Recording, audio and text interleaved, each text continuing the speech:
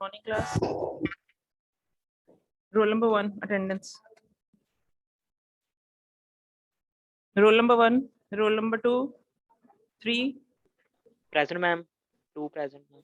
2 present, 3, 4, 5, 8, 8 present, ma'am. 9, 10. Present, ma'am. 10. बच्चे थोड़ा Present, 10. ma'am. 10. 10 है present, okay. 9 तो नहीं है. 11, Present, ma'am. 16, 18, 19. 19, ma'am. Present. Okay. 21, 22, 23. 23 present. 23 present. 21 present, ma'am. 21 present. 25, 27, 31. 27 present, ma'am. 27 present. और कौन सा?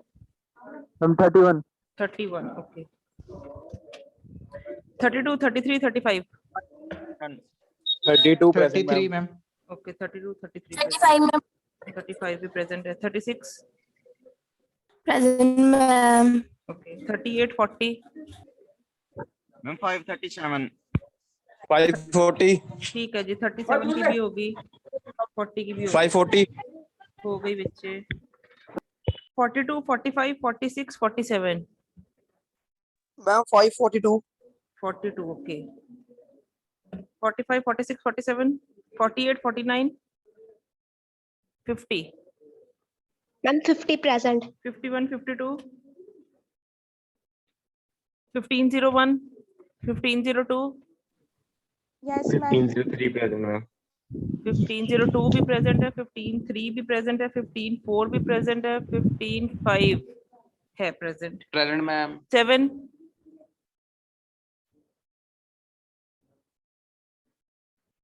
15, 14, 18, 19. Ma'am, 15, 14. Okay. 18, 19, 20, 21, 22. Ma'am, 15, 20. 15, 20. 20 के बाद 22. 22. ओके. 5, 12. अंशुर मानी. सुन लो प्रेजेंटीज कौन है. Roll number 2, 8, 10, 11, 19, 21, 23, 27, 31, 32, 33, 35, 36, 40, 42, 50, 1502, 1503, 1504, 1505, 1514, 1520, 1522, 537.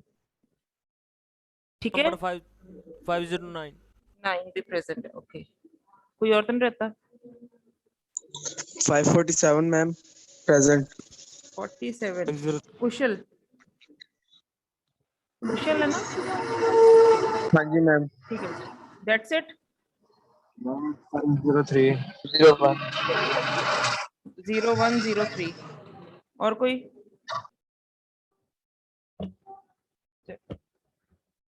बच्चे लास्ट टाइम हम ट्रैवर्सिंग कर रहे थे. आई होप आप लोगों ने स्टडी किया होगा उसको. एक बार समझ लगी कि नहीं अभी भी.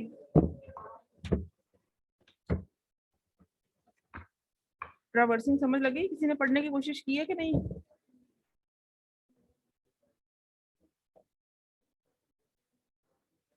Answer me.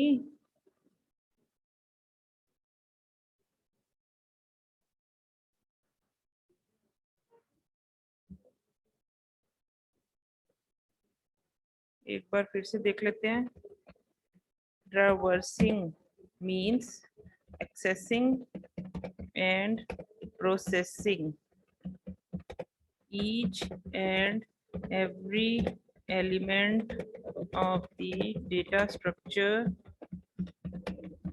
at least once. कम से कम एक बार आप उसको असेस और प्रोसेस करो. असेस मतलब वहां पे पहुंचना. प्रोसेस मतलब कोई कॉमन सा टास्क उसके ऊपर अप्लाई करना, एग्जीक्यूट करना. ठीक है. The process. असेस मींस उसका मेमोरी पोजीशन पे होल्ड करना. जैसे कि मैं कहती हूँ a of 0. मान लो कि तुम्हारे पास एरे है ऑफ 5 एलिमेंट्स. तो the 5 elements of a0, a1, a2, a3, a4. यही 5 एलिमेंट्स होंगे. इन सब पे असेस करना, ठीक है, इन सब के असेस करना मतलब by this element you can assess the first element of array by writing a in square bracket 0 you can have access to first element ना, उसके ऊपर पहुंच सकते हो, उसकी वैल्यू के ऊपर कोई भी काम कर सकते हो। ऐसे ही by writing a of 1 you can have access to second element of array, ठीक है। ऐसे ही थर्ड एलिमेंट के लिए a2 लिखोगे, फोर्थ एलिमेंट के लिए a3 लिखोगे, फिफ्थ एलिमेंट के लिए a4 लिखोगे, तो 5 एलिमेंट्स आप असेस कर सकते हो। What next? अब बात आती है असेस तो हो गए, हमें असेस करने के लिए उनका नाम पता चल गया 5 एलिमेंट्स का, क्योंकि मैं कहती हूँ जब मैं लिखती हूँ तो मैं लिखती हूँ a of 5, जब एरे डिफाइन करती हूँ int a5, तो the 5 elements are named as a0 a1 a2 a3 a4 a5 a3 a4। Assess हो गए सारे एलिमेंट्स। अब बात आती है इनके प्रोसेसिंग की। प्रोसेसिंग में क्या करना है? प्रोसेसिंग का मतलब होता है you have to apply common operation on these, कोई कॉमन ऑपरेशन इन पे अप्लाई करना। वो कॉमन ऑपरेशन क्या हो सकता है? Printing of all elements. Printing of all elements means जब सारे एलिमेंट प्रिंट होंगे तो this is the printing is a common operation. Printing of all elements इसलिए लिखा है कि सारे एलिमेंट्स को प्रिंट कर रहा है, यानी कि कुछ स्पेसिफिक ऑड एलिमेंट्स को प्रिंट कर दो, इवन एलिमेंट्स। प्रिंटिंग में कुछ भी आ सकता है, लेकिन writing the statement printing of all element means I have processed a common operation on all the elements. The same is if I need to do the total sum of all elements, मैंने total sum calculate करना है, जो भी values उनके अंदर store होगी a0 के अंदर, a1 a2 a3 a4 a5, उन सब का टोटल सम कैलकुलेट करके करना है कि टोटल वैल्यू क्या है उनकी। कुछ भी हो सकता है, ऐसे ही उनकी एवरेज कैलकुलेट करनी। एवरेज में क्या होता है? Sum of all the elements divide by number of elements, this is one of the formulas, ठीक है। To calculate the percentage,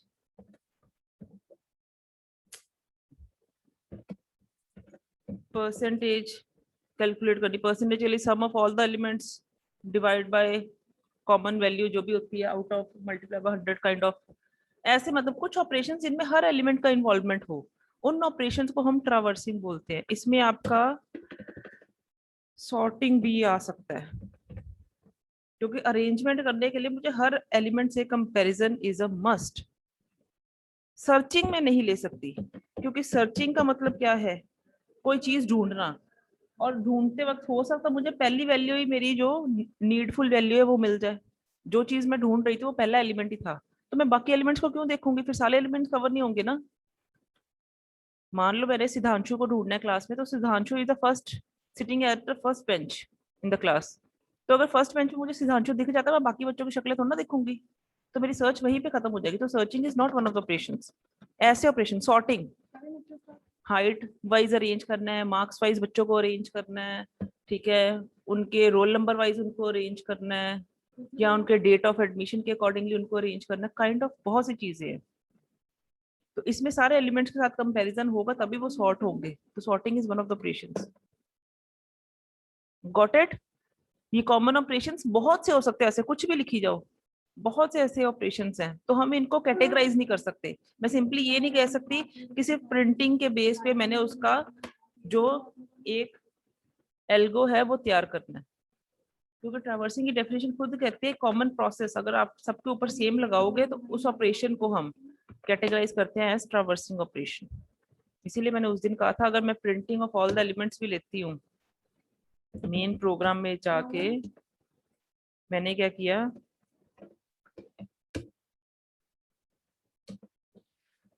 int a of 5 comma I comma n number of elements हमेशा, क्योंकि मुझे नहीं पता, हो सकता है तुमने 2 एलिमेंट्स की एंट्री करनी है, तुमने 3 की करनी है, मैंने मैक्सिमम बता दी 5 एलिमेंट्स एंटर होंगे। जैसे 5 डिपार्टमेंट्स हैं एक कॉलेज में, कितने डिपार्टमेंट्स हैं? 5 is representing the number of departments. Department 2 department के साथ कॉलेज चल सकता है, 3 के साथ, 4 के साथ, 10 कर लो ज्यादा से ज्यादा। That is a thing. ठीक है, सबसे पहले मुझे पता होना चाहिए डिपार्टमेंट कितने हैं। हमारे कॉलेज में 5 डिपार्टमेंट्स हैं, किसी के 3 है, किसी के 2 है। ठीक है, तो उस हिसाब से this array is representing the number of departments और the name of the departments या कोड ऑफ द डिपार्टमेंट्स, कुछ भी कह लो। तो सबसे पहले मुझे पता होना चाहिए मैं जिस कॉलेज की एंट्री कर रही हूँ उसमें डिपार्टमेंट्स हैं कितने। तो I need to scan the value of the departments.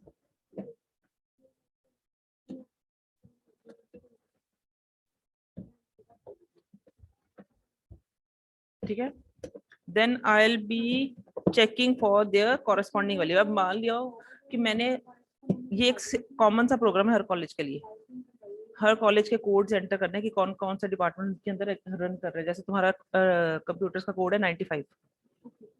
ठीक है, तो मान लो एक आधा और डिपार्टमेंट ले लो, कोई भी ले लो, सिविल ले लो, तो सिविल का code let it be it's 51 I think. ठीक है, तो ये कोड वाइज हमने चेक करना है कि कौन कौन से डिपार्टमेंट्स कॉलेज में एग्जीक्यूट कर रहे हैं। मैंने अपने के लिए 2 एग्जीक्यूट करवाने हैं, तो मेरी नंबर ऑफ वैल्यूज में मैं 2 डालूंगी। n is two holding for my college. ऐसे किसी और कॉलेज में 3 डिपार्टमेंट चल रहे हैं तो वो 3 कर देंगे। ठीक है, क्योंकि कोड तो हर डिपार्टमेंट का सेम ही होगा।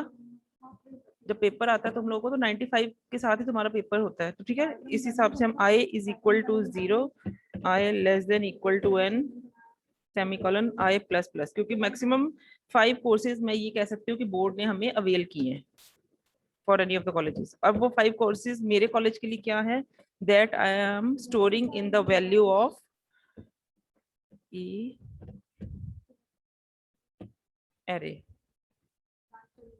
ठीक है, and what my need is to just print all the values which codes are running in my college. So printing is one of the operations of traversing. Here I'll be writing again for I is equal to 0, semicolon I less than equal to n, semicolon I plus plus। मैंने इसमें कुछ गलती किया, आप लोगों को ढूंढ के मुझे बताना गलती है क्या। हर बार मैं यही करूंगी, मैं जानबूझ के कर रही हूँ, लेकिन मैंने अभी बता दिया आपको एक गलती कर रही इस प्रोग्राम में। You need to tell me a of I semicolon then it will be get ch। ठीक है,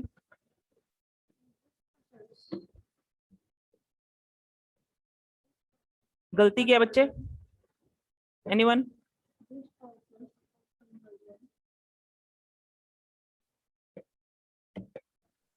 मैम स्कैन जो हमारा 4 के बाद स्कैन है मैम, उसमें ऐड नहीं आएगा ए के साथ?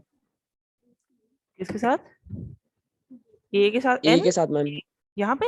A and ma'am, okay and okay okay oh that missed। okay, now tell me the mistake in the program।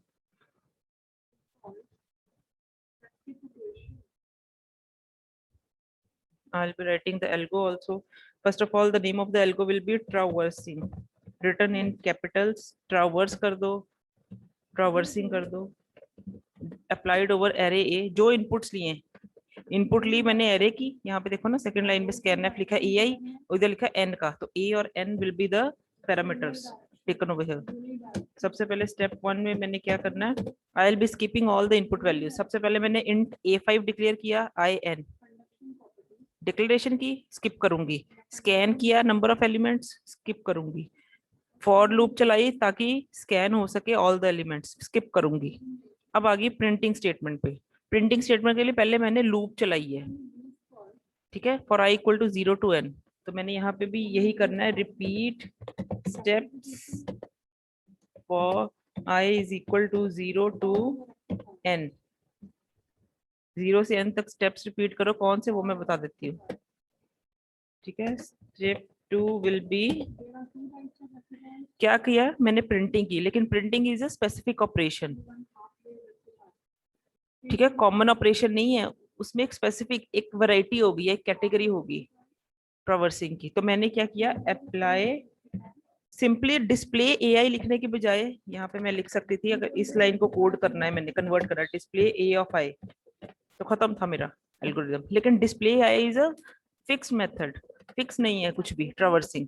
तो मैंने यहाँ पे लिख दिया अप्लाई प्रोसेस, जो भी कॉमन प्रोसेस है टू ai वो सारा अप्लाई करो जब तक कि i की वैल्यू 0 से n तक है, तो repeat step 2, then I will be ending up with my algo in step 3.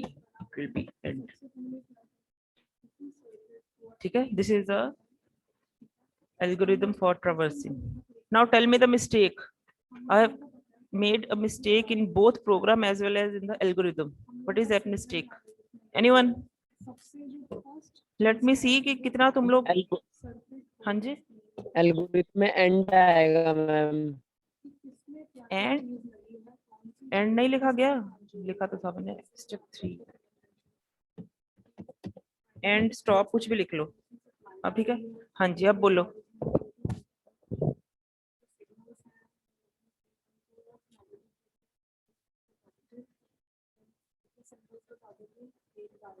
हाँ जी बोलो बच्चे जल्दी, गलती क्या है?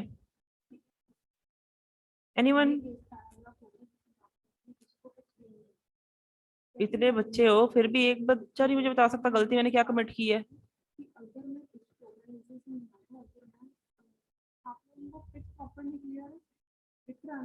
हाँ कि नहीं, किसी को नहीं मिली?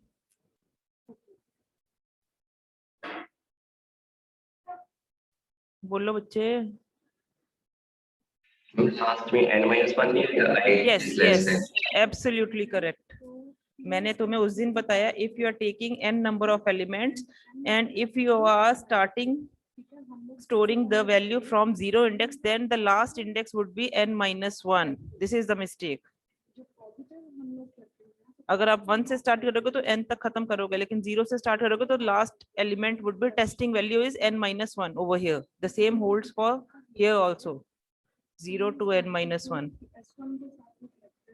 This has to be taken into concern, क्योंकि जब तक बाउंड कंट्रोल नहीं करोगे, ट्रैवर्सिंग का ये ड्रॉबैक, सॉरी एरेस का ये एक ड्रॉबैक है।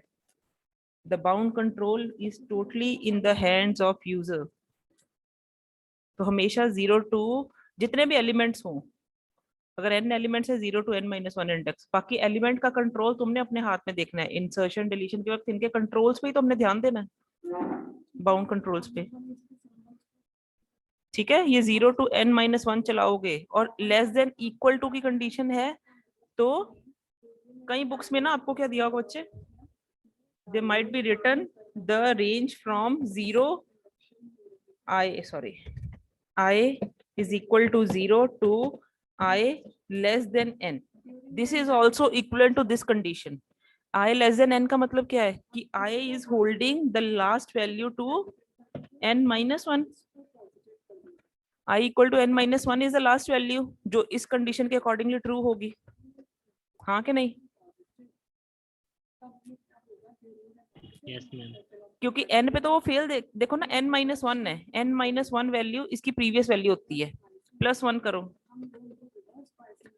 तो क्या बन जाएगा n। जब i की वैल्यू n होगी तो ये कंडीशन फेल ही कर रही है, टेस्टिंग फेल हो जाएगी। गलत समझ रहे हो? यहाँ पे जब i less than equal to n-1 किया, लेस देन इक्वल डाला है तो मैंने n-1 किया, अगर इक्वल नहीं डालती तो n पे चल जाती है भी। तो ये बाउंड कंट्रोल्स आपने देने, क्योंकि हमें पता है मेरे एलिमेंट 0 to n-1 है, मैंने इसको लेस देन इक्वल के साथ लेके चलना है, अकेले लेस देन के साथ लेना है। लेस देन के साथ लेना तो i लेस देन n भी चलेगा, क्योंकि वो ऑटोमेटिकली n-1 की वैल्यू ही एक्सेप्ट करेगा। ये बाउंड कंट्रोल्स आपको ध्यान में रखने हैं। मैंने आपको कहा इसका ना डायग्राम ऐसे बना के देखो, राइट दिस डायग्राम, ठीक है। 5 एलिमेंट्स हैं तो इंडेक्स क्या होंगे, 0 1 2 3 4, ये 5 एलिमेंट 4 इंडेक्स पे खत्म होना ही है। तो जब यहाँ पे मैं लिखती हूँ 0 to I equal to I is equal to 0 से स्टार्ट करूंगी, I less than equal to 4 लिख दूं तो भी वो 4 पोजीशन को कंसिडर करेगा। I लेस देन 5 लिखूं, लेस देन 5 मतलब 4 तक जाने तक वो ट्रू है तो लूप में एंटर करेगा, लेकिन 5 के लिए जैसे ही I की वैल्यू 5 होगी तो ये लूप से एग्जिट मार जाएगा। तो both conditions are valid. Are you getting my point all of you? किसी को भी समझ Yes, लगी? ma'am. मैं ये नहीं कह रही सबको समझ लगी, किसी को समझ लगी पहले मेरी बात, मैं क्या करने की कोशिश कर रही हूँ? किसको समझ लगी? कुणाल को। Okay, that's it. एक बार दोबारा थोड़ा सा बता दो। बच्चे अब मैं ना नेक्स्ट टॉपिक पे जाऊंगी, you will just revise this topic again. अगर कोई दिक्कत आई मैं नेक्स्ट लेक्चर में इसको कवर करूंगी, क्योंकि मैंने पिछली बार भी यही किया। आई डोंट नो कि क्यों तुम लोग को समझ नहीं आ हम रहा। वीडियो अपलोड कर दो क्या ये वाली?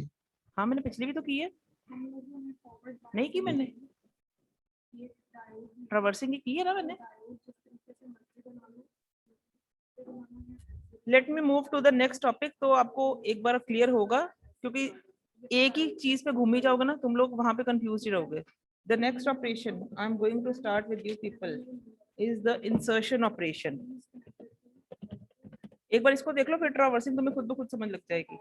इंसर्शन, इंसर्शन का मतलब क्या होता है? पहले adding a new element to data structure होता है, लेकिन मैं एरे चैप्टर कर रही हूँ या एरे डाटा स्ट्रक्चर की बात कर रही हूँ, तो adding a new element to array is termed as insertion. अब वो नया एलिमेंट जो ऐड करना है वो कहाँ पे ऐड हो सकता है? At end. सीधा मैं कह रही हूँ एंड में जाके ऐड कर दो।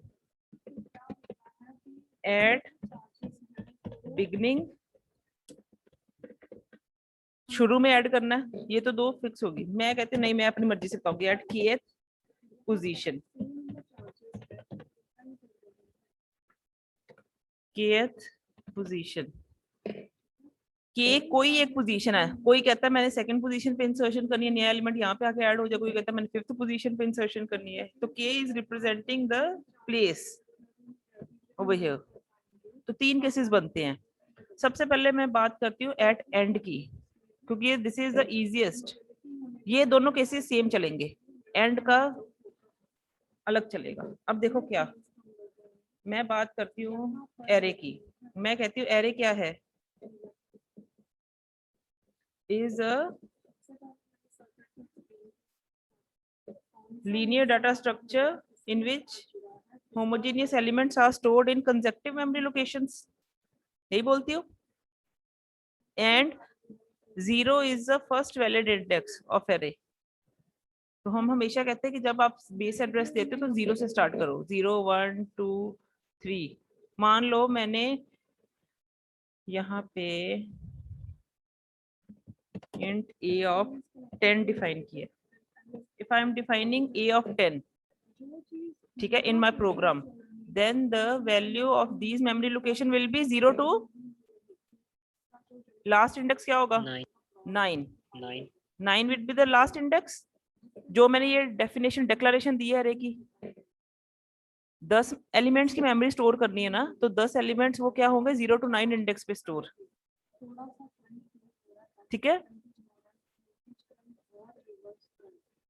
अब क्या होता है, मान लो मैंने प्रोग्राम चलाया, मेन प्रोग्राम, जिसमें मैंने int a of 10 डिफाइन किया था, कॉमा i कॉमा n।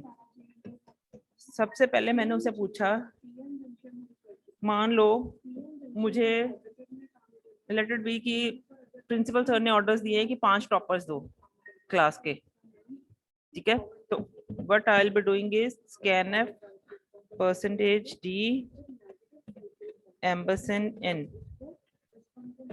कितनी वैल्यूज चाहिए तुम्हें?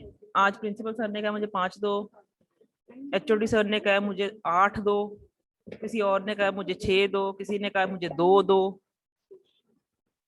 ठीक है, नीड सबकी सिमिलर है, they want toppers, but the difference lies in the number of values. तो that's why I am saying कि हमेशा हम एक जनरल n के साथ प्रोग्राम बनाते हैं। इसका ये मतलब थोड़ा ना कि अगर प्रिंसिपल सर ने कहा मुझे 5 टॉपर दो, मैं उनके लिए एक प्रोग्राम 0 to 4 की या 1 to 5 की loop चलाऊंगी।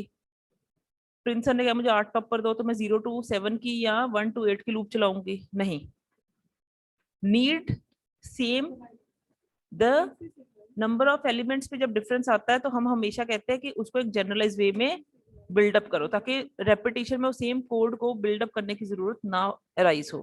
That is just a wastage of time as well as wastage of memory. तो मैंने सबसे पहले कहा कि नंबर ऑफ वैल्यूज कितनी है, जो भी तुम्हारा पर्पस है, नीड तुम्हारी है टॉपर्स की, तो कितने एलिमेंट्स चाहिए तुम्हें टॉपर में? n।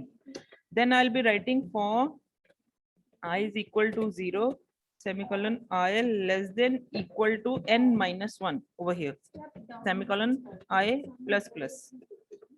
What I'll be doing over here is scanf percentage D percent E of I. ठीक है, this is the number of values I am inputting to my array. Principal sir ने कहा 5 topper, तो मैंने 5 toppers लिख दिए, ये 5 toppers हैं, मैंने इनपुट करवा लिए. These are the values I am going to use for my future reference or for anything. 5 values input करवाए. अब एरे तो मैंने 10 एलिमेंट्स की डिफाइन की थी, लेकिन यूज मेरे लेट इट बी रैंडमली जब n5 पुट हुआ तो मेरे 5 एलिमेंट्स यूज में आए. अब what about rest 5?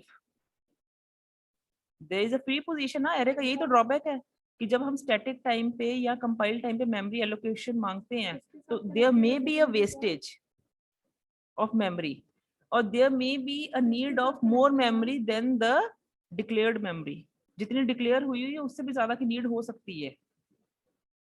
Principal sir ने मुझे कहा 20 टॉपर दो, अब मैंने तो 10 की रिजर्व की थी, अब मैं 20 कहाँ से दे दूं, जगह ही नहीं है मेरे पास. तो दैट इज द ड्रॉबैक. ठीक है, अब मान लो यहाँ पे अगर 5 आए हैं, 5 फ्री है ना, इसका मतलब they we can add on more values. मान लो मेरे को प्रिंसिपल ने कहा 8 चाहिए, तो मैं 8 भी इसी प्रोग्राम से एग्जीक्यूट करके उनको दे सकती हूँ. 10 तक नीड फुलफिल हो सकती है, जिनकी नीड 10 वैल्यूज तक है. अगर इसके बियॉन्ड जाती है, एक्सीड करती है 10 को, फिर नीड नहीं पूरी हो सकती. ठीक है, गेटिंग? प्रिंसिपल सर ने कहा एक टॉपर और ऐड कर दो. 5 टॉपर से मैंने मांगे थे, एक टॉपर और ऐड कर दो. अब वो टॉपर कहाँ जाएगा? एनीवन? मैंने 4 टॉपर्स, मान लो पहले टॉपर की वैल्यू है 98%, अगले टॉपर की वैल्यू है 97%, अगले टॉपर की वैल्यू है 93%, अगले टॉपर की वैल्यू है 90%. 4 हुए, 5 करने हैं मैंने, तो 4 इंडेक्स पे कौन सा जाएगा?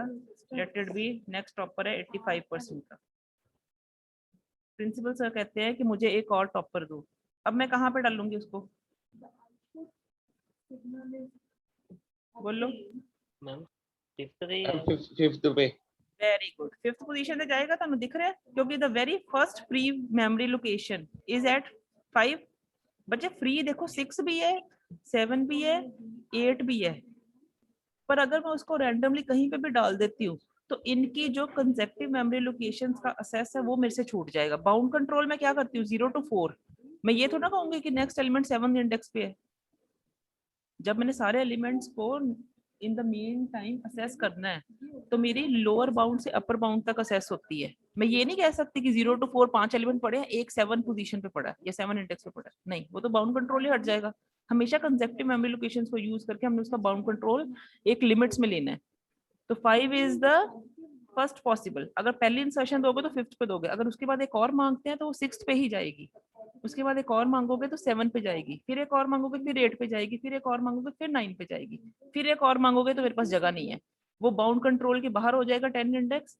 तो उसकी वैल्यू सेम रिट्रीव हो ना हो, that is not fixed. Accept कर लेगा, लेकिन जब तुम उसको व्यू करोगे, ठीक है, तो वो सेम हो भी सकती है, नहीं भी हो सकती.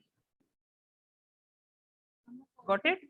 अभी तुम्हें इसके डायग्राम से दिख रहा है कि 5th लोकेशन पे हमने इंसर्शन करनी है, लेकिन ये तो हो गया एक फिक्स्ड केस कि 5 एलिमेंट थे तो मैंने 0 to 4 इंडेक्स पे स्टोर किया और 5th पे इंसर्शन कर दिया एट एंड नया एलिमेंट.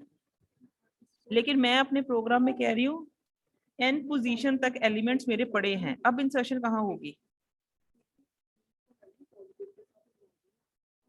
इंसर्शन कहाँ होगी बोलो?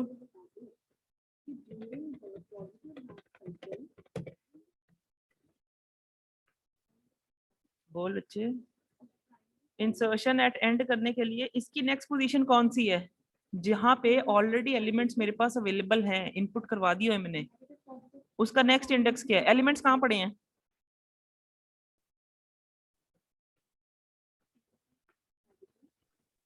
एलिमेंट्स कहाँ पड़े हैं? हमारी मेमोरी में. अरे इंडेक्स बताओ बच्चे, किस इंडेक्स पे पड़े हैं? मेमोरी तो कोई भी हो सकती है, इंडेक्स के साथ असेस कर रहे हैं ना हम. A0 जब असेस करते हैं तो वो जिस मर्जी मेमोरी में पड़ा हो, मैंने उसका असेस जो है इंडेक्स है, नेम से करती हूँ। यही तो मैंने उस दिन बताया था, जैसे मैंने कहा नहीं उस दिन, इंट A लिखते हो, इंट B लिखते हो। अब A B ने मेमोरी रैंडमली ली है, मुझे तो ना पता कहाँ ली है। मैंने जब A लिखना है वो मेमोरी से अपनी वैल्यू ले लेगा, असेस हो जाएगा। मुझे ये बताओ एरे स्टोर कहाँ है, किन इंडेक्स पे स्टोर्ड है?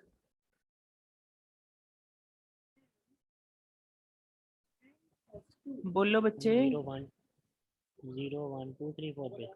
हाँ तो कहाँ तक स्टोर है, यही तो पूछ रही हूँ। 0 से 5 तक। 0 से n-1 तक बच्चे। n-1 is the last index, जहां पे एक वैल्यू पड़ी होगी उसकी लास्ट वैल्यू n-1 इंडेक्स पे होगी। 0 पे उसकी फर्स्ट वैल्यू होगी अरे की, n-1 पे लास्ट होगी। अब जब मुझे इसके बाद एक नीड राइज होती है टू ऐड न्यू एलिमेंट, तो मैं उसको कहाँ ऐड करूंगी, नेक्स्ट इंडेक्स क्या होगा?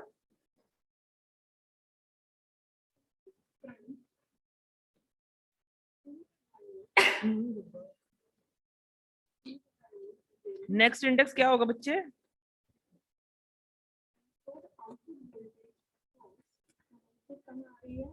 n-1 से अगला इंडेक्स क्या होगा? Ma'am N. Very good, n-1 में +1 करो ना, ये इंडेक्स ऐसे कैलकुलेट है, 0 + 1 करो तो 1 आ गया, 1 में +1 करो 2 आ गया, 2 में +1 करो 3 आ गया, 3 में +1 करो 4 आ गया, 4 में +1 करो 5 आ गया। ऐसे जब जाते जाते तुम्हारा एक जगह पे जाके n इंडेक्स होगा, कोई भी एक पोजीशन का अगर इंडेक्स हम n से रिप्रेजेंट कर रहे हैं, उसका नेक्स्ट इंडेक्स क्या होगा? n+1। उसका प्रीवियस इंडेक्स क्या होगा? n-1। तो अगर n-1 तक ऑलरेडी एलिमेंट्स हैं तो next index first free index कौन सा होगा? n इंडेक्स ही होगा। तो मैंने वहां पे नया एलिमेंट डाल दिया, ये हो गई इंसर्शन एट एंड। एंड का मतलब जो फर्स्ट फ्री इंडेक्स है वहां पे इंसर्शन करनी, एंड पे तो सारे फ्री होंगे जितनी स्पेस अवेलेबल होगी। तो n से स्टार्ट करेंगे, इसके बाद और ऐड करना है, फिर n+1 पे कर देंगे, फिर और ऐड करना है n+2 पे कर देंगे, फिर और ऐड करना है n+3 पे कर देंगे, till we have the space with us. और जब ऐसा हुआ तो क्या हो, अब इंसर्शन हो गई क्योंकि वो सारी फ्री थी, मेरे को कोई जरूरत ही नहीं कुछ चेंज करने की या कुछ मतलब मूव करने की। फ्री में मैं जब मर्जी इंसर्शन कर दूं, जैसे लास्ट क्लास में मैं कहती थी 5 बेंच पहले ऑक्यूपाइड है, 6 बेंच फ्री है, तो 6 पे जाके कोई भी बैठ जाए, मुझे क्या दिक्कत है। लेकिन अगर मुझे फर्स्ट पे बिठाना है तो मुझे दिक्कत है, क्योंकि फर्स्ट तो ऑलरेडी ऑक्यूपाइड है। गेटिंग, वो हम नेक्स्ट केस करेंगे। For i = 0 semicolon i <= 2। अब जब मैंने एरे को डिस्प्ले करना है,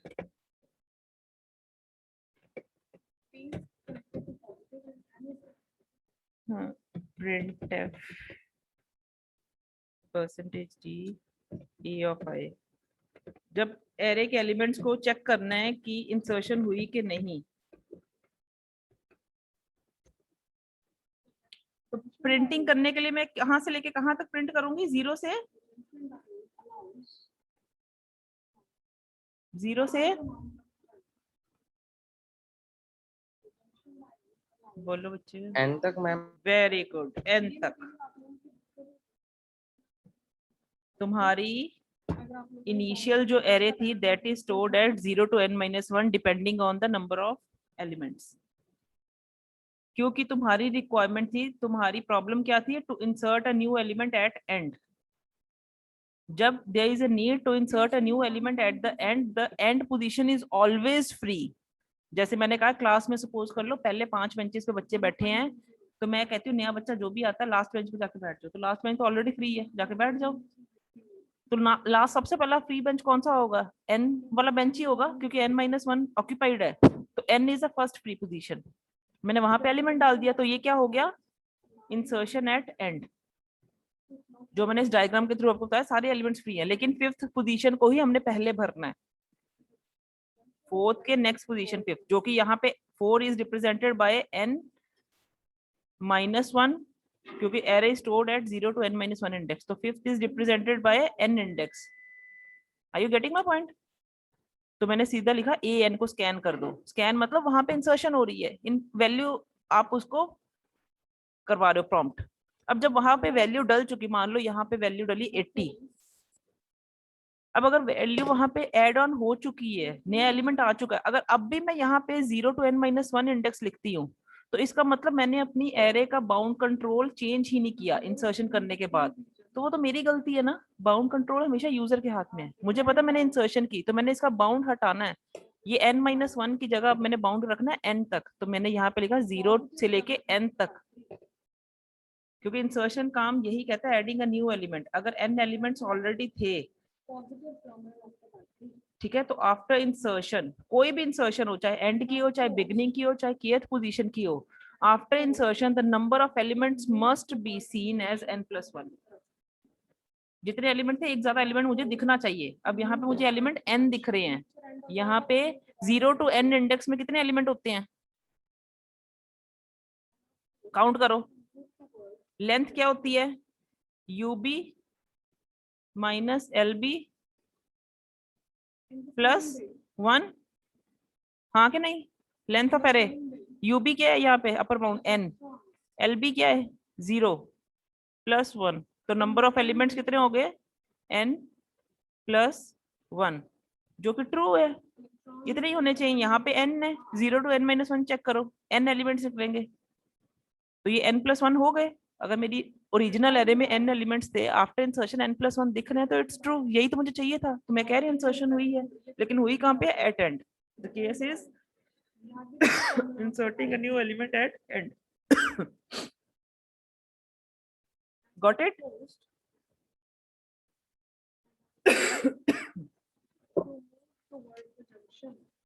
ठीक है जी,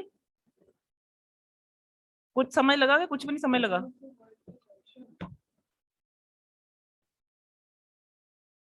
बच्चे मैं तो बार बार यही कहूंगी, एल्गोरिदम्स कोई हार्ड एंड फास्ट रूल है ही नहीं। प्रोग्राम कोई हार्ड एंड फास्ट रूल नहीं होता। यही मैं प्रॉब्लम तुम्हारी कल एक नए तरीके से सॉल्व करूंगी। इंसर्शन एट एंड, एक लाइन का चेंज है। आप इतने स्पेसिफिक ये याद नहीं करने, ये समझ है तुम्हारी कि तुम इसको कैसे लेके चल रहे हो। एल्गोरिदम्स भी यही केस होगा इसका। तुम्हारा काम होना चाहिए, हमारा पर्पस सिर्फ इतना होता है प्रॉब्लम सॉल्विंग में। अब प्रॉब्लम सॉल्विंग के मैंने तुम्हें पहले दिन ही तो टॉपिक जो करवाया, प्रॉब्लम सॉल्विंग के स्टेप्स, एक